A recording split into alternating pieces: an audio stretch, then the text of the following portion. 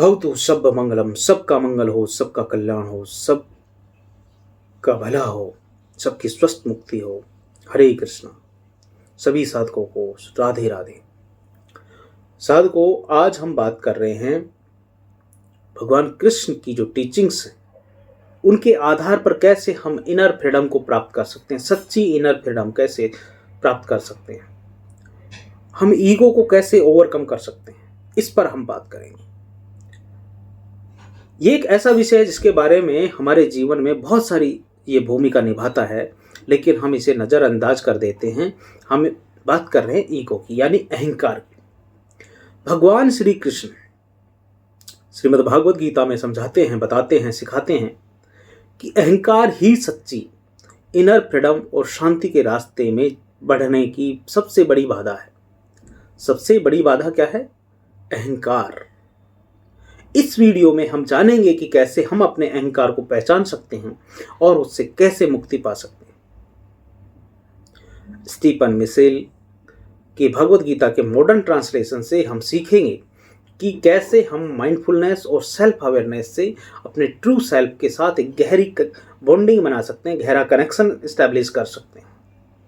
तो सबसे पहले जानते हैं कि ईगो है क्या। आध्यात्मिक दृष्टिकोण से, स्पिरिचुअल कॉन्टेक्स्ट में अगर देखें तो अहंकार का मतलब है हमारी उस पहचान से जुड़ी है अहंकार जिनसे हम खुद को डिफाइन करते हैं। ईगो हमें ये विश्वास दिलाता है कि हमारे रोल्स, अचीवमेंट्स और डिजायर्स क्या है। हमें खुद को बाकी दुनिया से अलग महसूस करवाता है, हमारे अंदर प्राइड और सेल्फ सेंटर्ड डिजायर्स को बढ़ावा देता है। ईगो हमें ये सोचने के लिए मजबूर करता है कि हमारा मूल्य हमारे बाहरी अचीवमेंट्स पर आधारित है, लेकिन गीता में भगवान श्री कृष्ण बताते हैं कि असली खुशी और शांति बाहर की चीजों में नहीं बल्कि अंदर से है। ईगो हमें डर, चिंता, कंपैरिजन्स में फंसा देता है। यही वजह है कि हम इससे मुक्त होने की बहुत जरूरत है। भगवान श्री कृष्ण ने श्रीमद् भागवत गीता में अर्जुन को सिखाया है कि अहंकार से मुक्त होना ही सच्ची शांति की ओर पहला कदम है।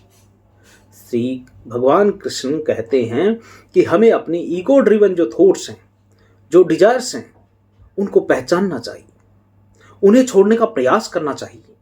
भगवान श्री कृष्ण कहते हैं कि ह्यूमिलिटी, विनम्रता और सरेंडर, समर्पण, सेक्रीफाइस की जो इंपॉर्टेंस है उसको एम्फेसाइज किया गया भगवान श्री कृष्ण।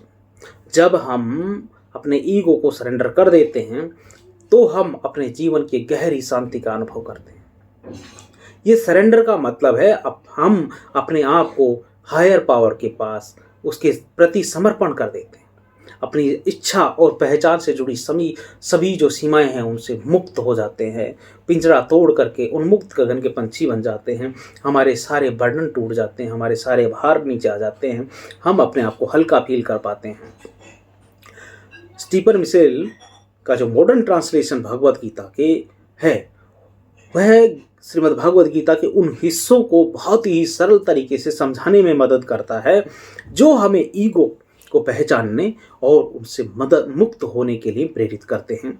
उन्होंने बताया कि भगवान श्री कृष्ण का ये संदेश है कि जब तक हम अपने ईगो के जाल में फंसे रहते हैं तब तक हम सच्ची आज़ादी को अनुभव नहीं कर सकते। मिशेल के ट्रांसलेशन में भगवान श्री कृष्ण का यह उदाहरण बहुत खूबसूरती से समझाया गया है कि जो व्यक्ति अपने आप को अहंकार से मुक्त करता है वह सच्ची खुशी और शांति का अनुभव करता है। इसका अर्थ है कि जब हम अपने ईगो ड्रिवन थॉट्स से डिटैच होते हैं और अपने आप को यूनिवर्स का हिस्सा मानने लगते हैं तो हमें गहरी शांति का अनुभव होता है। देखिए, ईगो ड्रिवन थॉट्स और रिएक्शंस से मुक्त होने के लिए माइंडफुलनेस एक बहुत ही पावरफुल टूल है। माइंडफुलनेस हमें हमारे थॉट्स और इमोशंस को ऑब्जर्व करने में हमारी बहुत मदद करता है। बिना किसी जजमेंट के जब हम माइंडफुलनेस को प्रैक्टिस करते हैं तो हमें अपने ईगो ड्रिवन जो थॉट्स है उनका पता चलता है और हम उनसे डिटैच हो सकते हैं। साधकों, माइंडफुलनेस का अर्थ है कि हम अपने हर एक्शन और थॉट के प्रति पूरी तरह से जागरूक रहें। जब हम अपने थॉट्स को ऑब्जर्व करते हैं और हम उन्हें ये समझते हैं कि कौन से थॉट्स हमारे ईगो से ड्रिवन है, तो हम उनसे डिटैच होने का प्रयास कर सकते हैं। इस तरह हम अपने अंदर की जो शांति है उसे बढ़ा सकते हैं। अब हम कुछ प्रैक्टिकल जो एक्सरसाइज है उनकी बात करेंगे जो हमें ईगो से मुक्त करने में मदद कर सकते हैं। पहली चीज़ है ऑब्जर्व थॉट विदाउट जजमेंट। साक्ष्य भाव के साथ में अपने जो विचार हैं उनको ऑब्जर्व करें, अपने विचारों को बिना किसी जजमेंटल के हुए देखें। आप ईगो ड्रिवन थॉट्स को पहचानते हैं और उन्हें जाने दें और उनसे डिटैच होने का प्रयास करें। नंबर 2 कि प्रैक्टिस ग्रेटिट्यूड। ग्रेटिट्यूड का अभ्यास करने से ईगो कमज़ोर होता है। जब हम उन चीज़ों के बारे लिए आभारी होते हैं जो हमारे पास हैं, तो हमारा ध्यान भारी उपलब्धियों से हट करके असली खुशियों पर केंद्रित हो जाता है। Engage in acts of service. देखिए साधकों, बिना किसी एक्सेप्शन के वो एक्सपेक्टेशंस के दूसरों की जो सेवा करना ही ईगो को कम करने का एक बहुत पावरफुल टूल है, बहुत पावरफुल तरीका है। जब हम निस्वार्थ सेवा करते हैं तो हमारा ध्यान खुद से हट करके दूसरों पर जाता है और इससे हमारे ईगो जो है उसका प्रभाव कम होता है। मेडिटेशन।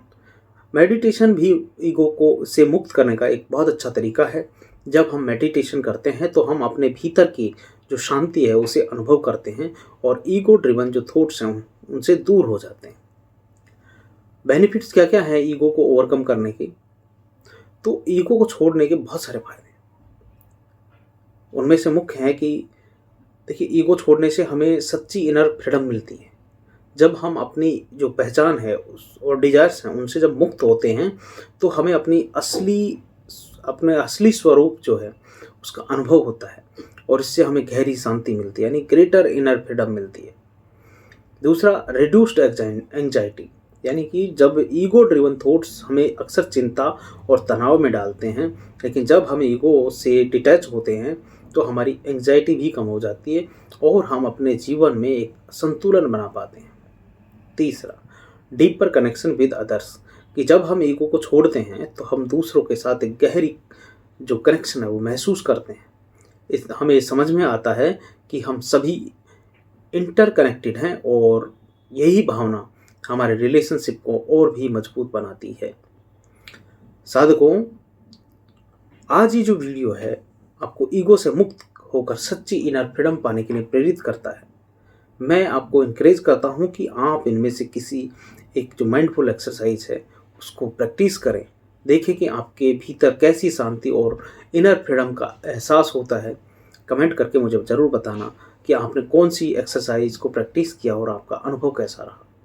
अगर आपको ये वीडियो पसंद आया तो लाइक शेयर करें, कमेंट करें और सब्सक्राइब करें इस चैनल को, ताकि आगे भी आपको स्पिरिचुअल और सेल्फ इम्प्रूवमेंट से जुड़े हुए तमाम कंटेंट मिलते रहें। हरे कृष्णा कृष्णा कृष्णा हरे हरे, हरे रामा राम राम हरे हरे, श्री राधे श्री राधे।